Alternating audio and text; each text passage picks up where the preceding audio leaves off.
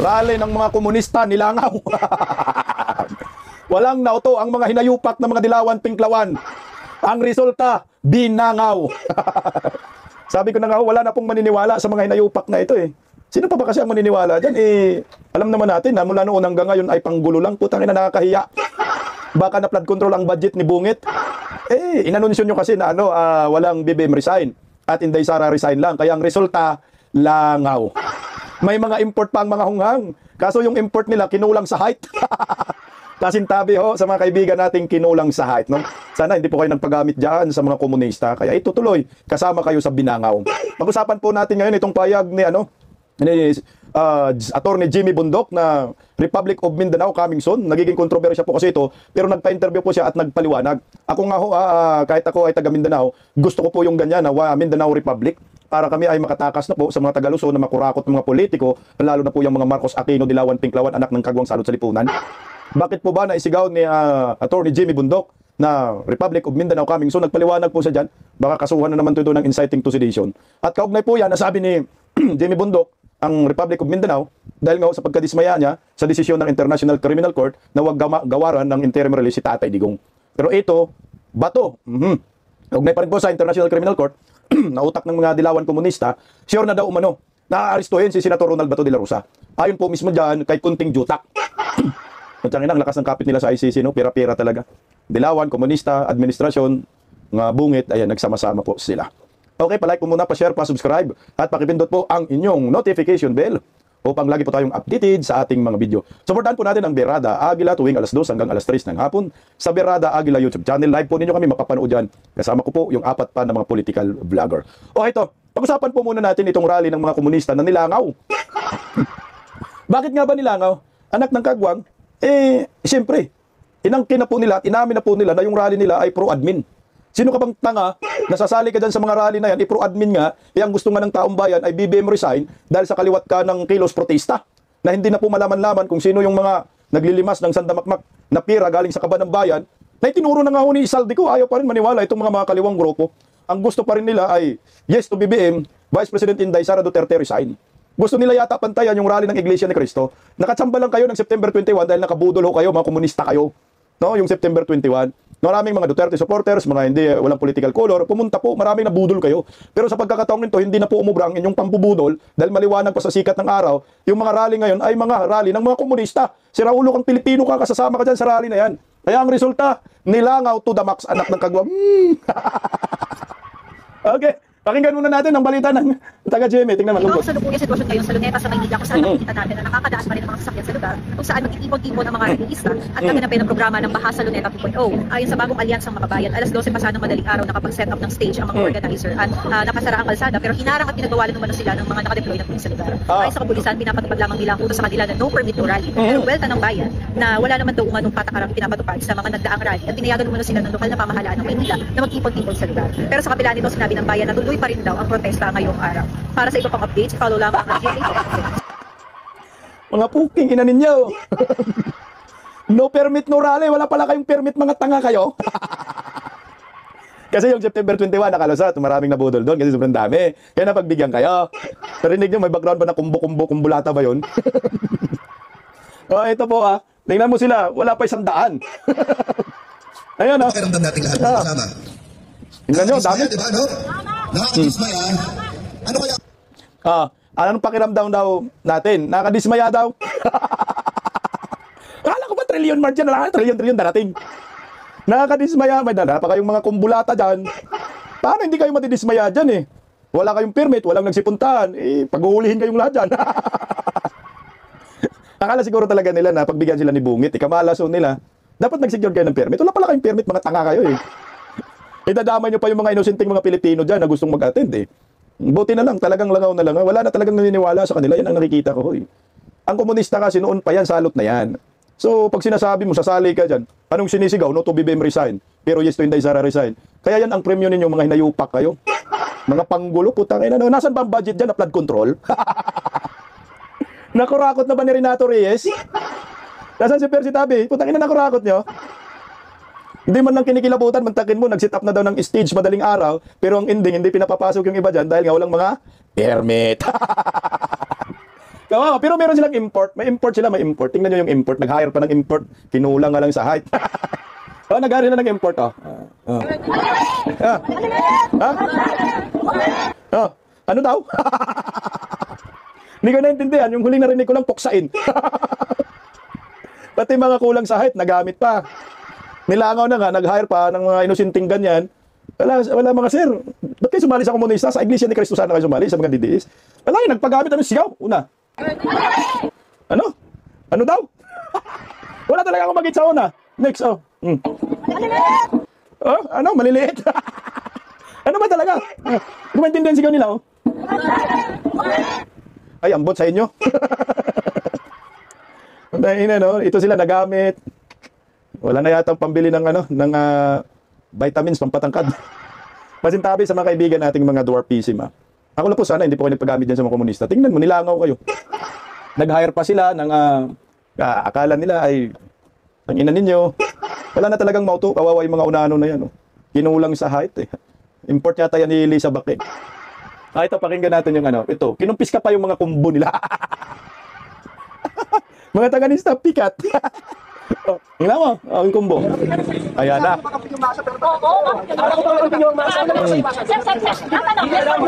Masaya kayo? Nakinokorap tayo? Masaya kayo? Yes or no?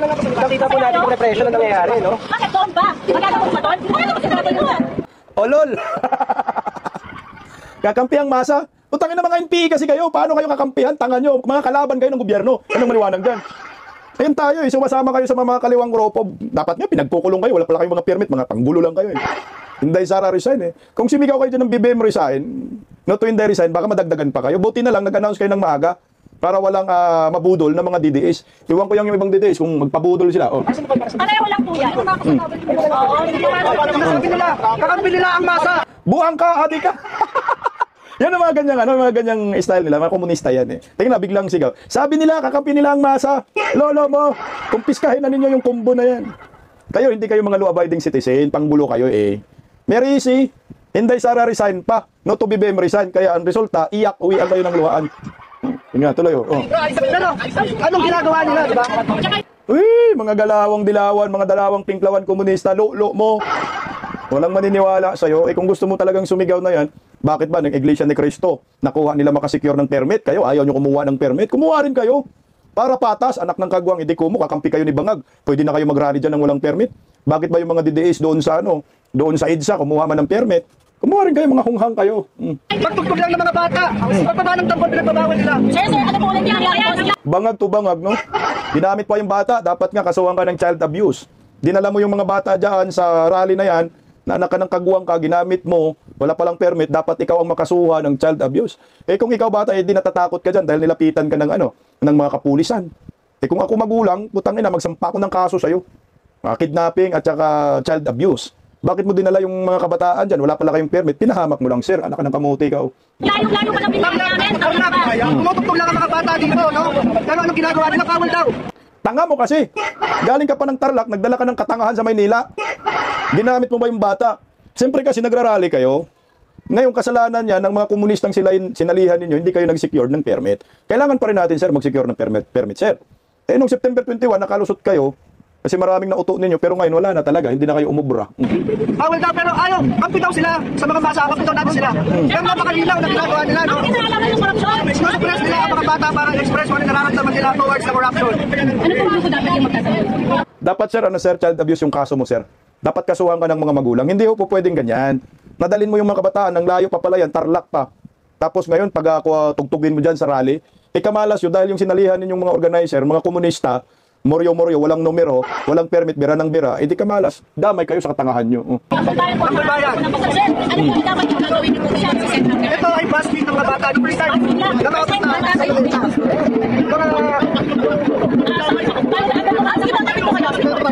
Parang lahat po may Uwi na lang kayo, sir. Pakainin nyo na lang yung bata sa Jollibee. Gusto nyo, libre ko. Ngayon na, sir, walang walang mangyayari dyan. Wala, iba kasi sigaw ninyo, Inday Sara resign eh. No to BBM resign. Kaya walang kayong mauuto. Yan na po yung resulta. Mukhang na-flood control na po yung budget nila sa rally. Tingnan nyo. Wala na pong maniniwala at naniniwala dyan sa mga inayupak na yan. Dapat ipagkukulong na lang ho ang mga yan dahil po nagkakalat ng lagim dyan sa Maynila. gamit yung kabataan, dapat kasuhan ka ng child abuser. Langaw na langaw. Kakaiba nung panahon, nung September 21 rally, dinagsa talaga, maaga pa lang, punong-puno na eh. Kaya ngayon, nag-set up sila, madaling araw, alas 12 daw na madaling araw, may stage na. Pero wala nang sumama, nilangaw.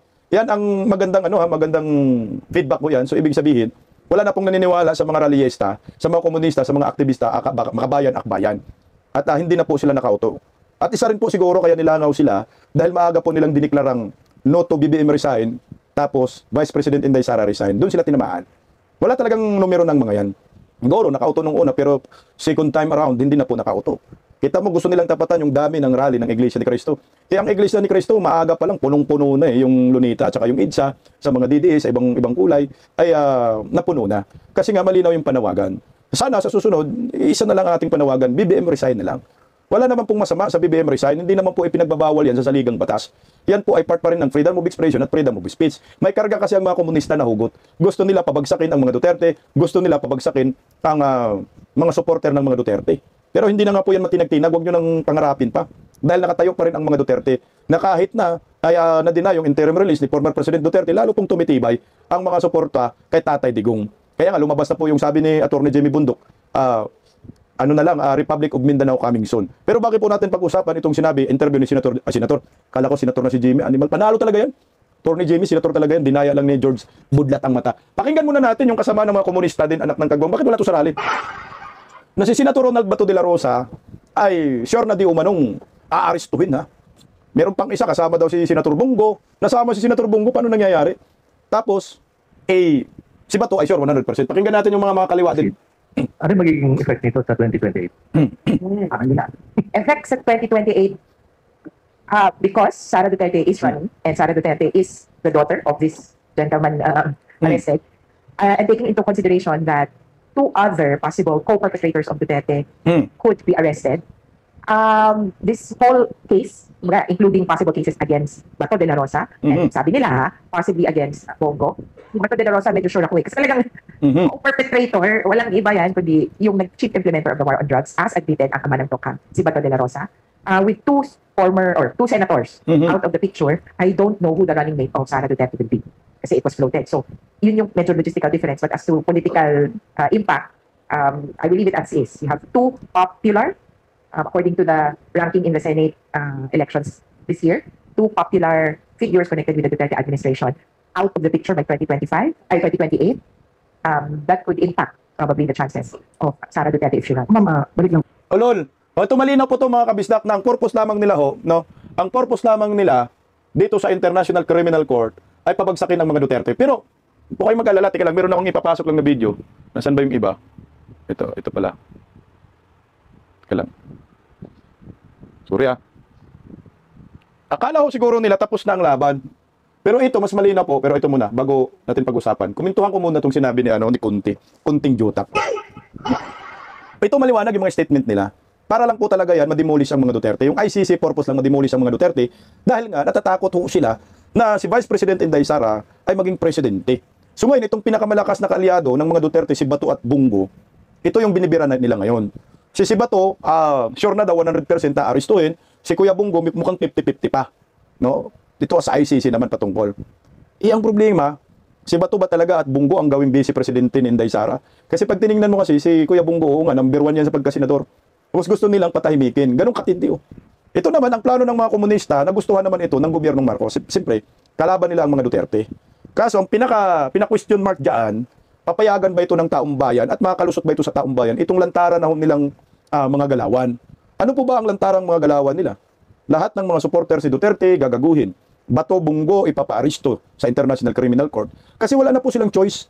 Kundi gamitin na lamang itong pabalik-balik na issue sa ICC para kunyari mabahiran po ang pamilyang Duterte. Pero hindi rin naman ho bulag ang mga tao ngayon, ang mga Pilipino. Maliwanag naman ho ito ay pamumulitika lamang. Tingnan mo, ang purpose nila ay pahinayan si Inday Sara sa 2028. Kaya pipilayan si Bato ipa-aristo, si Kuya Bongo din isama. Hindi lang naman si Bato ang kakampi ng mga Duterte at si Kuya Bongo. Sabihin na lang natin, magtagumpay kayo dito sa dalawang senador na parehong taga Mindanao. Ay marami pa naman ho Ang mga supporters ng mga Duterte dyan sa Senado, sobrang dami. Marami pong pagpipilian. So maliwanag itong mga komunista, ito lang yung purpose. Hindi yan interest ng mga Pilipino, kundi sariling interest ng mga komunista na ngayon ay takot na sila na maging presidente si Inday Sara. Sa 2028, ilang taon na rin ho yan. Kasama yung mga bubunistang tanganista ni Bubuim. Talagang nanginginig na ho yan sila sa takot. Paka-imposible po, pag hindi kayo nanginig sa takot, si Inday Sara, sure na po tayo, maging presidente ho yan eh. Yan ang isa sa mga dahilan kung bakit itong mga komunistang grupo, kung ano-ano na ang ginawa. Ang tanong, tapos na ba ang laban ni former President Duterte na hindi makalaya dyan sa kamay ng ICC? Hindi. Ito, pakinggan natin ang balitang ito kasi may pag-asa pa daw eh.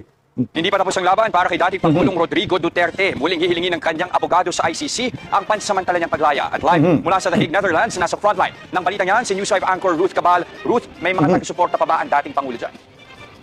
Just nandito tayo sa harapan, yung nakikita nyo sa ating likuran yan, yung ICC Detention Center at dyan na nakapit ang dating Pangulong Rodrigo Duterte. Pero sa mga oras na ito, wala tayong nakikita pa ngayon na mga supporters o kahit doon sa usually may pinupuntahan, may pinagtitipunan sila doon sa tinatawag na Duterte Street. So wala pang masyadong tao doon ngayon. Pero kahapon nakausap natin si ang apo ng dating Pangulo na si Congressman Omar Duterte. At sinabi niya kasi usually pag weekends, wala daw talagang dalaw dito sa detention center. Kaya sila ay kahapon, hapon o kagabi dyan sa inyo ay dumalaw na. Kinakusa natin ang lagay ng Pangulo. Sabi ni Congressman ay frail daw ito o mahina. Kaya ang sabi niya ay nagtataka daw siya bakit naging ganun ang desisyon ng appeals favor na itinuturing na flight risk ang dating Pangulo. Kaya para doon sa iba pang paliwanag at naging basehan ng appeals chamber, balikan natin sa report na ito. Rejected ang lahat ng tatlong ground ng kampo ni dating Pangulong Rodrigo Duterte para sa apela ng kanyang pansamantalang paglaya. Ayon sa International Criminal Court Appeals Chamber, kapag pinalaya, baka hindi na bumalik si Duterte. Baka takutin niya rin daw ang mga testigo sa kanyang kasong crimes against humanity, kaugnay ng madugong drug war. Hindi rin daw matitiyak ng bansang tatanggap kay Duterte na hindi siya makakatakas. Pati ang humanitarian reason, hindi bumenta sa ICC. Hindi raw masasabing mahina na si Duterte dahil mismong ang pamilya niya ang nagsabing he is doing well. Ang desisyong yan, kinalungkot ng Duterte supporters. Stop muna tayo, no? So mukhang hindi pa, kung yun ang pagbabasehan natin, yung mga interviews, no, na sa pamilyang Duterte, hindi nakakatulong, no? Kasi nga, siyempre, kinukuha ng International Criminal Court, eh. Yung mga rally, hindi rin nakakatulong dyan, ha? Kung ito ang pinagbabasehan lang po natin. Akin, hindi po against ako sa rally, support ko Duterte. Pero nga, yun ang isa sa mga reason, kinuna ng reason, na maraming supporters sa Duterte, banta, flight risk pa rin, at yung mga interview ng pamilyang Duterte na di umano'y okay. So, kinuha nila. So, wala, yung mga interview dyan, putang ina, nakakasama pa kung ganun, eh. So, dapat nagiging tahimik na lang siguro. So tama nga ho yung sinasabi ni Kaufman noon na huminahon ang mga supporters ni Duterte kasi makakaapekto talaga yan sa kanilang mga apila. So ito na ho ang nangyayari at dapat walang interview pala dapat, no? Kasi o nga naman, pag nag-interview ka, nakatutok yan, ay post sa social media, sa mga news outlet, tinitingnan pala ng ICC yan, puta nagamit pa kung dahilan na na-denied ang request. Our president is old. He's already 80 years old, so it's so sad I feel about that this path right now, the total darkness of his soul is really hard. Kung merong mga naiyak, May natuwa mga adik. Tangina. Mga adik. nagpuni naman ang mga namatayan dahil sa madugong drug war. Advance Christmas din. Lo, advance Christmas, gumingiwi ka ng panga mo eh. Ba't ang dami nila dyan eh, yung charges 3 lang, 3 counts of murder yung akusasyon. Ang dami no, daming bayad. Sus, itong mga matatanda na ho ito. Oh. Para sa amin. At totoo, may magpapasko sa The Hague, si Duterte yon. Ulol. Pagkatapos ng announcement ng ICC, binisita si Duterte ng kanyang apo. Hindi na raw nila pinag-usapan ang tungkol sa pagbasura ng kanilang apela. Kamusta po ang lagay ng frail na talaga yun si Musano, 80 years old. Paano na masabi na high risk siya na tao, tapos flight risk. Kung tayo mismo sa upuan, kailangan tulungan pa namin. Ang pamilya Duterte tanggap naman daw ang desisyon, pero hindi pa tapos ang laban. Patuloy ang kanilang suporta sa dating Pangulo. Sa kabila niyan, ayon sa Defense Counsel ni Duterte na si Attorney Nicholas Kaufman, muli silang hihiling sa ICC na palayain si Duterte. Hihintayin lang daw nila ang resulta ng medical evaluation ng 80-year-old na dating Pangulo sa susunod na buwan. Giit ni Kaufman sa edad at kondisyon ni Duterte, hindi na siya maituturing na banta sa mga testigo. Para naman kay ICC Assistant to Counsel Cristina Conti, final na ang ICC decision kaugnay ng... Alal! Una natin to si Kunting Jutak, pakinggan, nakakabuisit eh. Hindi pa tapos ang laban kasi ngayong December 3, pwede pang magbago yan. Ang kinakatakutan lang natin dyan, mikos-mikos pa rin nila yan. 81 years old na yan, tapos sasabihin okay pa si Duterte. Kasi nga di ba makakalimutin na not fit to stand trial na nga ho ang dinadahilan ng kampo ni Tatay Digong na si Nicholas Kaufman. Kaya ako sa akin din, mas maganda ho siguro yung mga supporters ni Tatay Digong dyan sa dahig, huminahon ho kayo dyan. Sa akin na, pasensya na ho. Mukhang yan pa ang nakakasama. Dahil yan ang tinitingnan eh. Di ba palaging pinaulit-ulit na talagang flight risk si Tatay Digong dahil maraming mga supporters, maraming resources, maraming na pira. Baka akalain nila yung mga pumupunta dyan ay mga bayad ng Duterte. Hindi pa naman yan tumatanggap ng rason itong mga puti na ito. Kaya huminahaw na lang ho siguro kayo dyan eh. Para makauwi si Tatay Digong. Natayaan na lang natin yung mga abogado, legal team ni former President Duterte kung ano ang kanilang diskarte. Yung mga interview sa pamilyang Duterte, sana wag nyo na pong interviewin eh. Kasi minsan talagang di naman pwedeng magsinungaling tong mga to eh. Itong mga anak, apo ni Tatay Digong, pag sinabi okay, okay talaga si Tatay Digong. Pero it doesn't mean okay yung kalagayan na parang kagaya sa atin na malakas. Rugi na nga, narinig nyo yung anak ni Duterte, apo ni Tatay Digong, na inaalalayan nga pagtayo. Iyan ang totoo.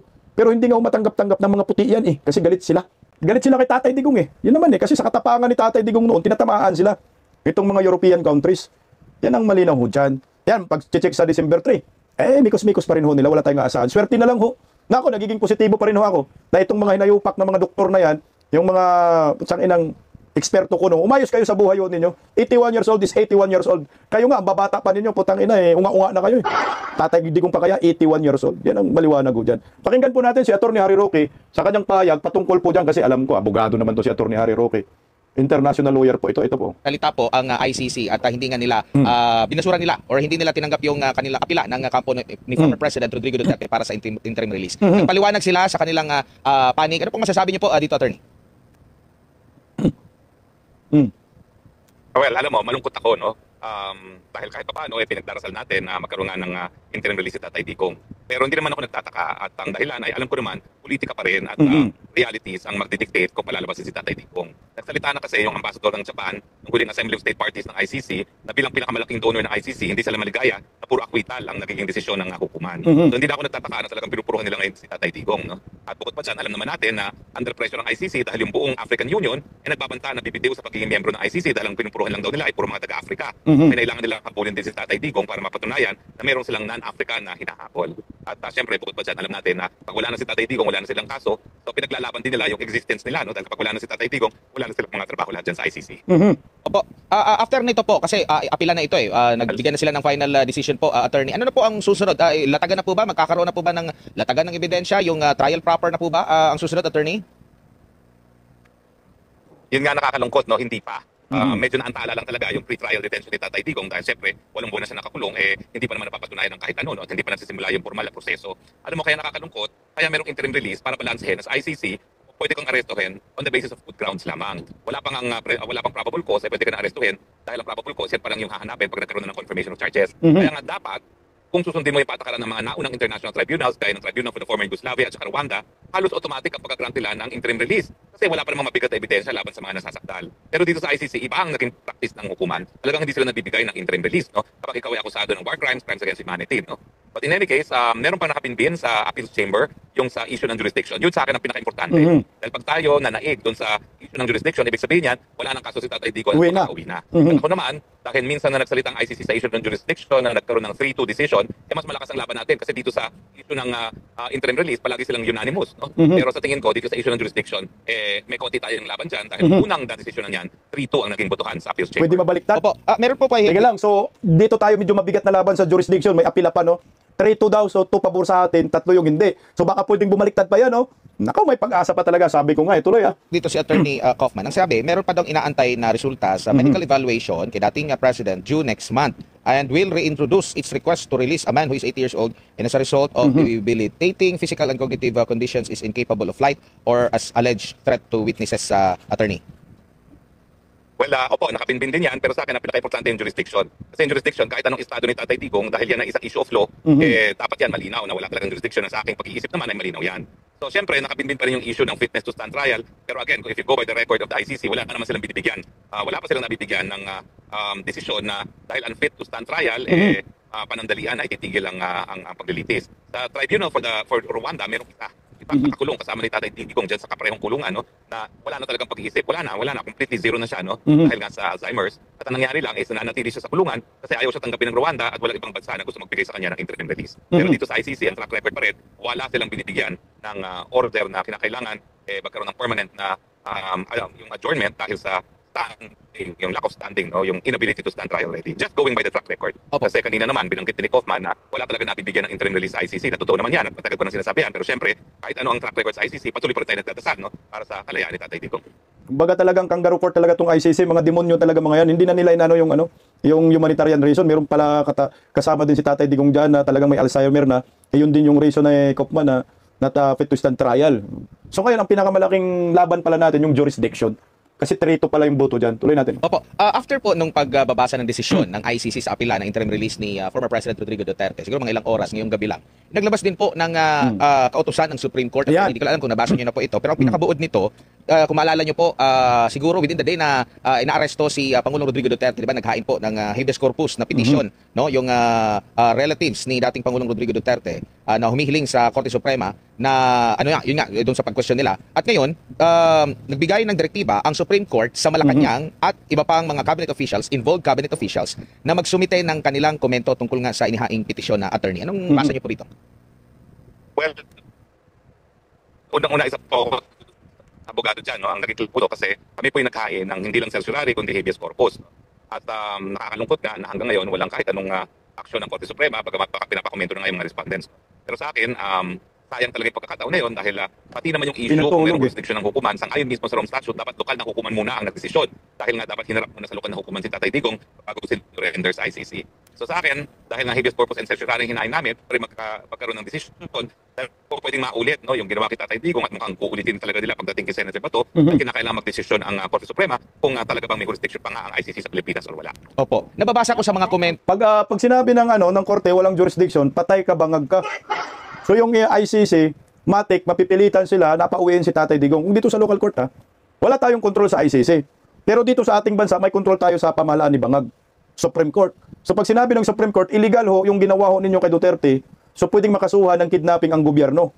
So ngayon, kailangan ibalik ng mga kidnapper si Tatay Digong. So sira ang gobyerno ni Bangag, sira din yung ICC dito. So kamumuhian po ito ng taong bayan. Ito yung isa sa mga nakikita ko dito.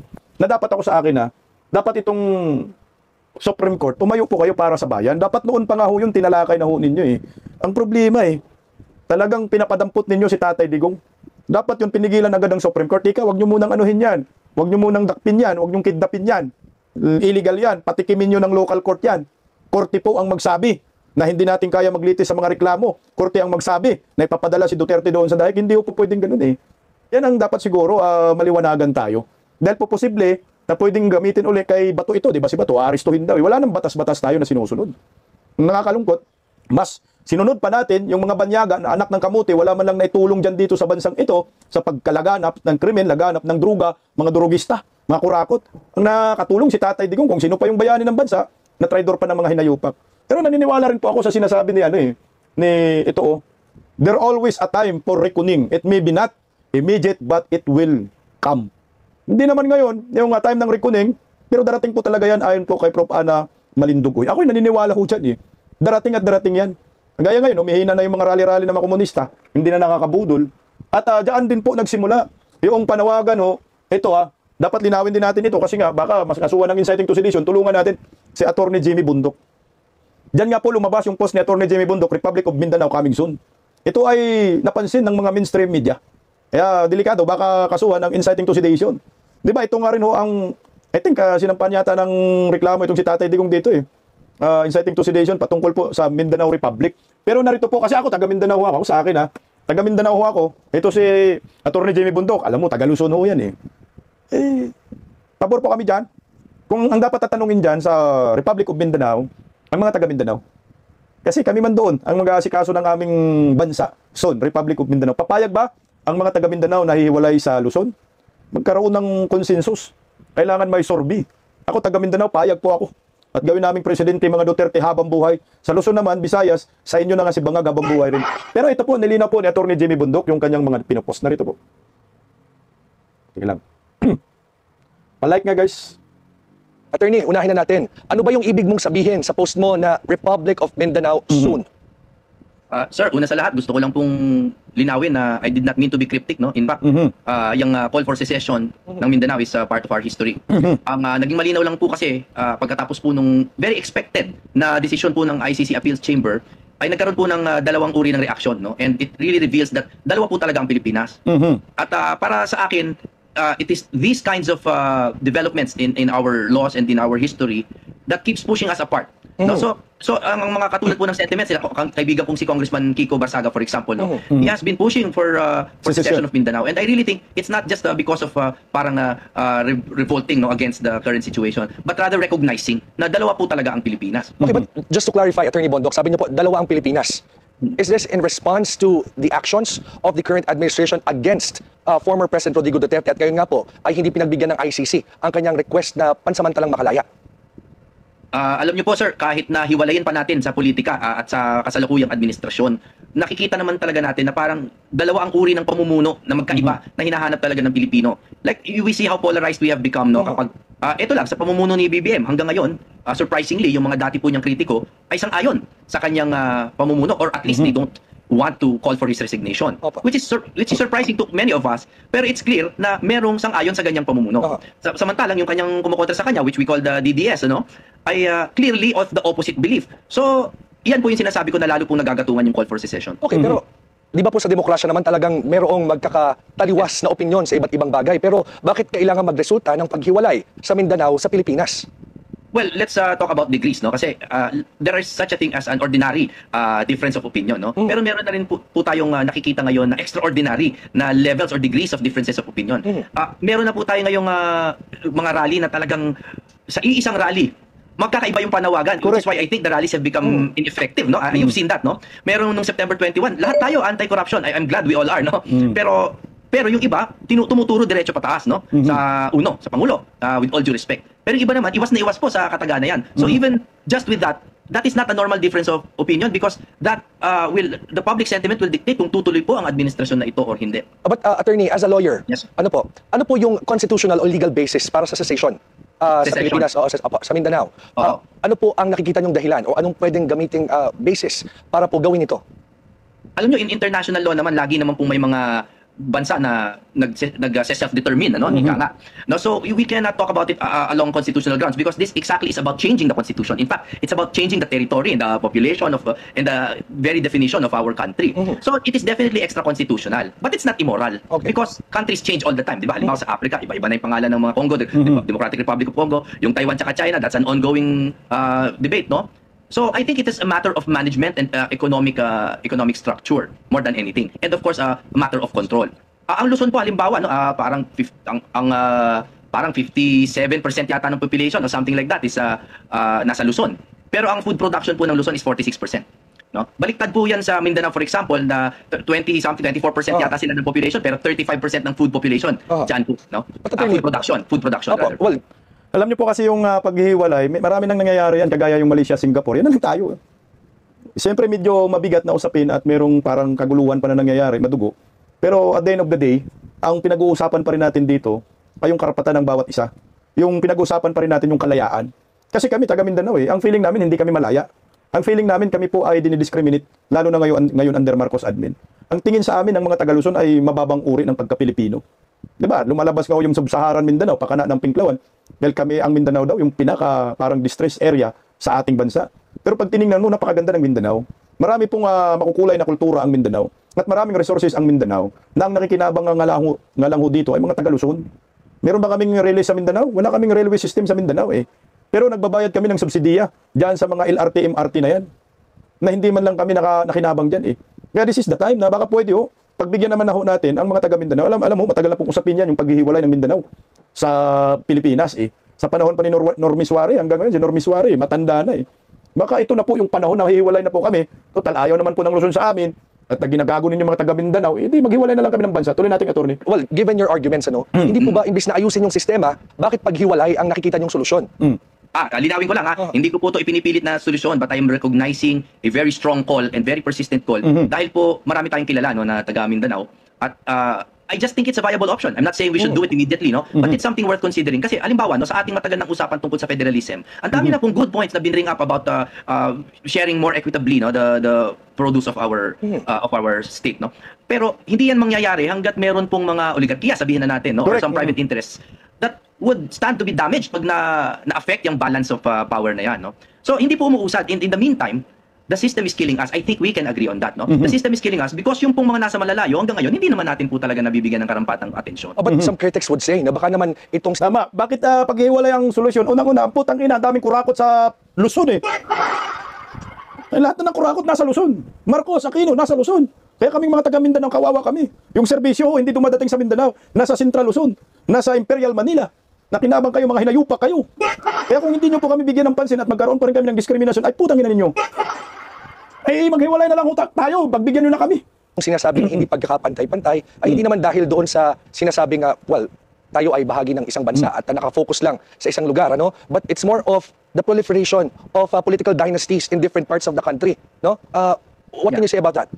Well, again, that's a constitutional problem. The proliferation of dynasties is largely due to the vagueness of the Constitution on the definition of a dynasty. Alam po natin lahat yan. Pero hindi natin mabago. Kasi po, iyan po ang problema. Many of us recognize that the Constitution has to be rewritten. Pero hindi tayo magkasundo kung sino yung hahawak ng ballpen. Correct. So hanggat nandyan yung problema na yan, hindi yan mababago. And in the meantime, we are suffering the inefficiencies caused by the old Constitution. It hasn't been updated for so long. Now, how do you address concerns? Hindi, kagaya ko nito sa issue kay Tatay Digong. Mga taga Luzon, mga durugista dyan sa Luzon, gusto talaga si Tatay Digong ipakulong. Pero kami, na mga taga Mindanao, nakita namin maganda yung ginagawa ho ni Tatay Digong sa war on drugs. Paano yun? Magkaiba na ho ang ano natin, ang perception. Magkaiba na po yung stand natin dyan. So, paano po tayo magkaintindihan? Hindi po talaga tayo magkaintindihan. So, ibig sabihin yan, kailangan po natin ng separate pa na bansa, na yung bansang iyan ay magkakasundo yung mga tao dyan, mga mamamayan dyan. Kasi tayo, Mindanao at Luzon, hindi na po tayo nagkakasundo eh. Maraming durugista sa Luzon eh. Maraming gustong pabagsakin ng mga Duterte. Maraming gustong mag-Marcos eh. So, anong gagawin natin? Magtitiis kami taga Mindanao? Putangin na naman dyan.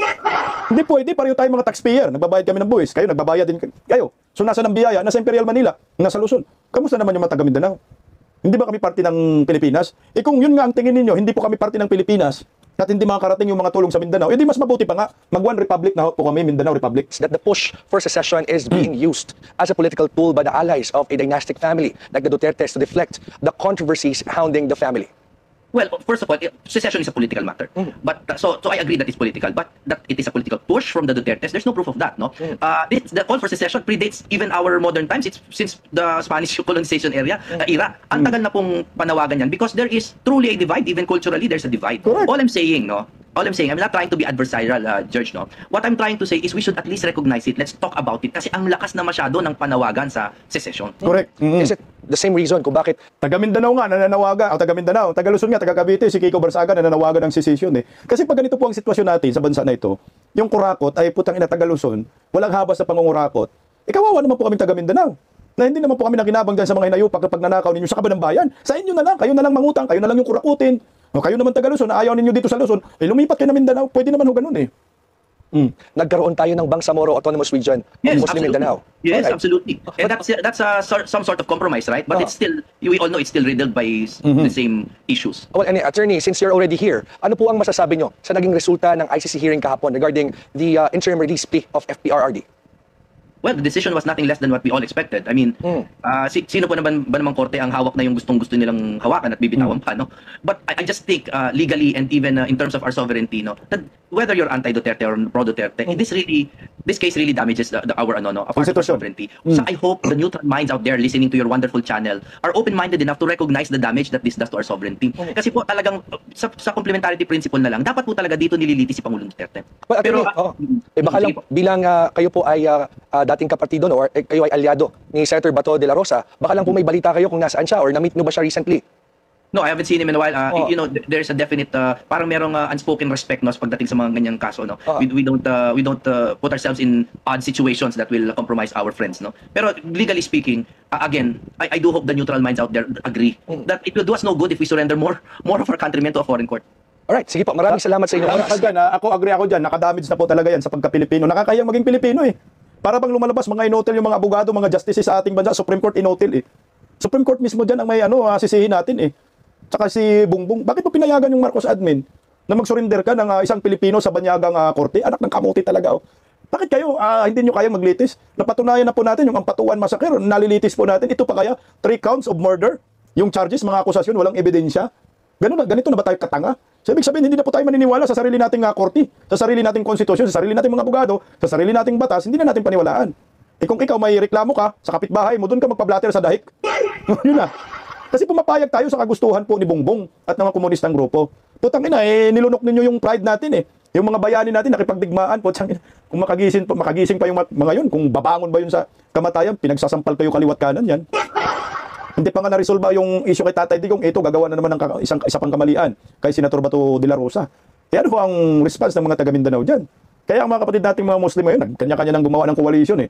Merong One Bangsamoro coalition, galit na galit kay Bongbong Marcos, galit na galit sa korupsyon. Ay putya, kung magpapatuloy po ang mga tao ay bulag at bingi, at magpapatuloy po na maniniwala sa mga nilangaw ngayon ng mga komunista na nagrarally, mga hungang walang permit, abaho, di saan pupulutin ang ating bansa? So yung konstitusyon natin walang kwenta. Yung soberanya ng ating bansa, kusa na lang po natin isinuko sa banyaga. So anyway, hindi pa naman po tapos ang lahat. Pinag-uusapan po, mabigat po yan na usapin yung jurisdiction. Sana po magtagumpay ka, Nicholas Kaufman. At sa mga nagrarally dyan sa Daig, huminahon po kayo. Relax lang kasi nakakadamage din pala, nakaka-apekto din pala yan sa desisyon ng prosecutor ng ICC patungkol po sa yung mga judge dyan sa ICC. Nakaka-apekto pala rin yung desisyon nila sa mga nagrarally, no? Diyan sa Daig ng mga Pilipino. O, relax lang. Bawasan yung pag-interview sa mga Duterte.